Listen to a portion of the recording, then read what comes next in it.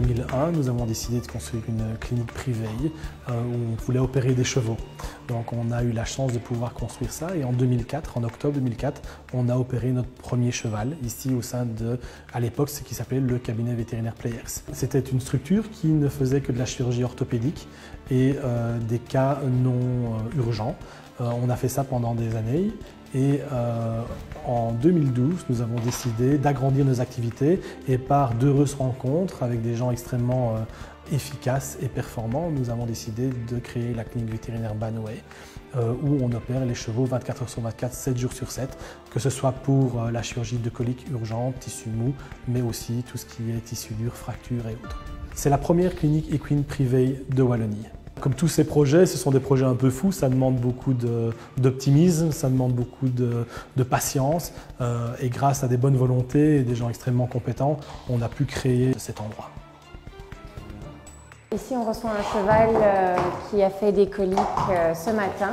On va commencer par faire son examen général. L'examen général, ça nous permet d'avoir une idée de l'état d'hydratation, de voir un petit peu au niveau cardiovasculaire comment se comporte l'animal. Pour pouvoir compléter l'examen général, on fait une prise de sang. Donc on va faire la prise de sang immédiatement.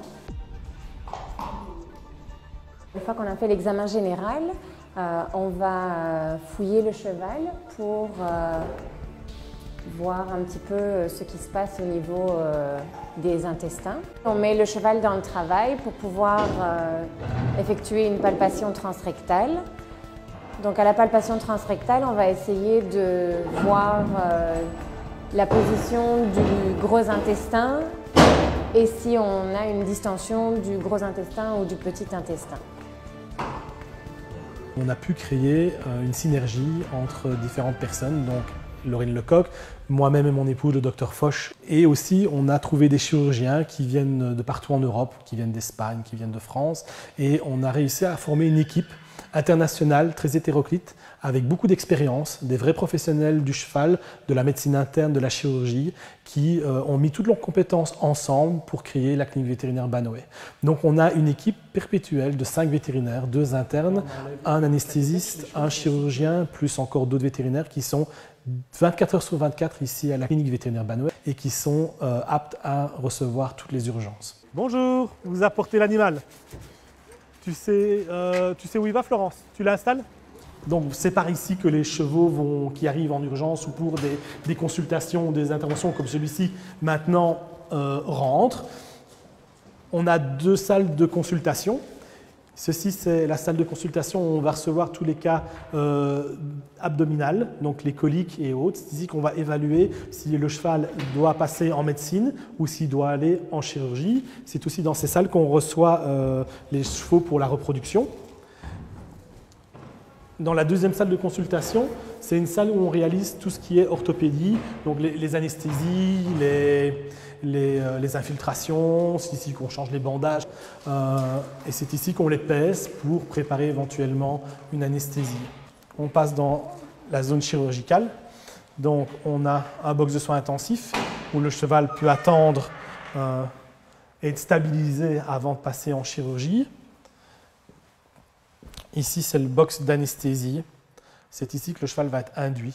C'est ici qu'on va le préparer, qu'on va l'endormir avant de passer en chirurgie. C'est un box très particulier car le sol est un sol qui est réalisé avec différentes couches de mousse et de caoutchouc afin que le cheval ne se blesse pas lors du coucher. Et les murs sont complètement capitonnés aussi pour ne pas que le cheval se blesse quand il va se réveiller. Dès qu'il est endormi, il est pris avec un palan et il est installé dans la salle de chirurgie qu'on voit là-bas et installé confortablement sur la table. Un des secrets de la chirurgie, c'est qu'il faut que tout soit prêt avant. Donc, on ne va pas commencer à stériliser les instruments au moment où on va décider de faire une chirurgie. Tout doit être préparé. Donc, tout est préparé dans des packs stériles, rangés, étiquetés, datés et accessibles facilement. Ça, c'est la première chose. La deuxième chose, le chirurgien doit absolument se préparer de manière aseptique et stérile pour pouvoir opérer. Donc, il y a une phase de nettoyage des mains, il y a une phase de préparation des différentes blouses, des masques, des surbottes, des couvre-têtes, etc., etc. C'est tout à fait similaire à la chirurgie pour humains. C'est exactement la même chose, les procédures sont les mêmes, elles sont même totalement... tout ce qu'on fait en médecine vétérinaire à l'heure actuelle vient de la médecine humaine. Une fois qu'on a fait ça, on va mettre les gants avec une procédure aussi afin de ne jamais toucher la partie stérile qui sera en contact avec la zone chirurgicale afin de garantir la stérilité totale des actes qui vont être réalisés.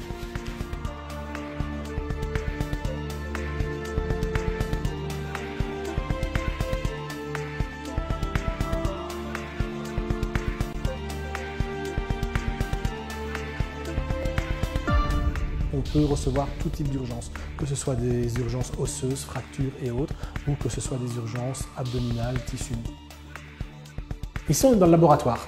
Donc, ce qui est très important pour une clinique vétérinaire équine, c'est d'être autonome 24 heures sur 24 pour pouvoir recevoir les cas au milieu de la nuit et de pouvoir évaluer au niveau biochimie, hématologie et autres l'animal et pour pouvoir réagir directement et induire le traitement approprié au cas. Donc ici, on est vraiment dans le laboratoire où on peut faire la biochimie, l'hématologie, les gaz sanguins, les ions et vraiment directement prendre en charge le cas sans être dépendant d'un laboratoire extérieur. La clinique, ce sont les interventions, donc la réception des urgences et les chirurgies ou les cas de médecine interne, mais c'est aussi tout ce qui est l'hospitalisation, donc les soins post-opératoires ou les traitements à court terme ainsi qu'à long terme. Il a eu un grave accident. Pourtant, et... on ne dirait pas quand... c'est parce que ça a été bien opéré. Merci, merci.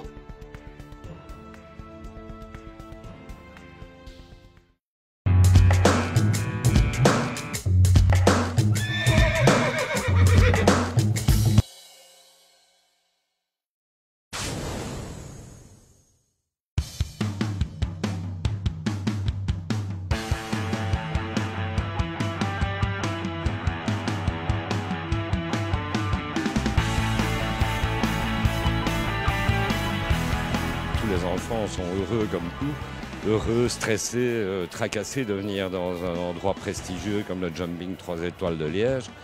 Mais c'est vrai que c'est l'apothéose de leur saison. Ils sont battus dans leur groupement, puis dans les pré-finales pour y accéder. Le parcours est long parce qu'il y a dans chaque groupement 10 et 12 épreuves de qualification dans toutes les catégories, plus les 3 pré-finales, plus la finale de Liège qui est la cerise sur le gâteau. C'était une vraie finale avec des cotes normales, sans exagération, une bonne gestion des cônes pour la maniabilité, un parcours quand même de 14 efforts avec 2 combinaisons, donc c'était quand même très bien, très bien.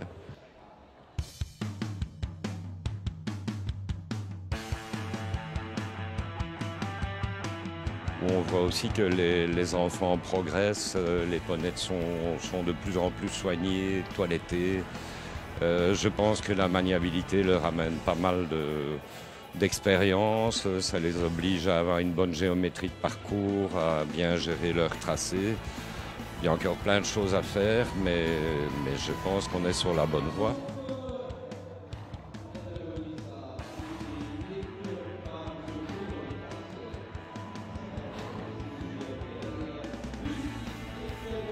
Je suis quasi sûr qu'il y en a quelques-uns qu'on verra au haut niveau plus tard.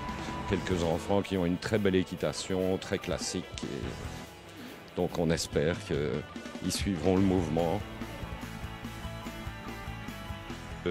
Finale dans un concours comme Liège, ou comme on a eu à l'occasion une ou l'autre finale à Bruxelles quand Bruxelles existait, ça motive les enfants, les parents, les professeurs, parce qu'on est quand même dans des concours d'un autre niveau que ce qu'on rencontre pendant toute la saison, même si on a de magnifiques concours comme Gèvres, Tournai et quelques autres.